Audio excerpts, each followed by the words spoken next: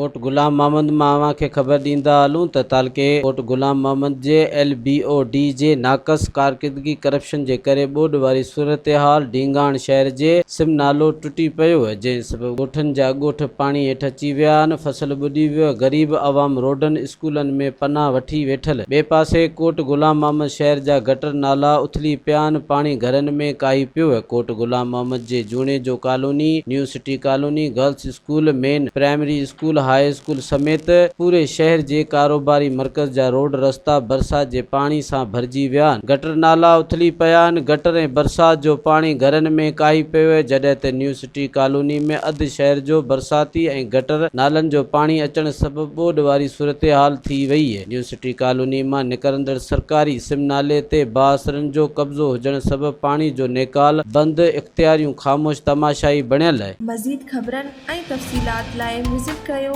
असांजी website www.awamiNewsHD.com ऐं ॾिसंदा रहो अवामी न्यूज़ HD।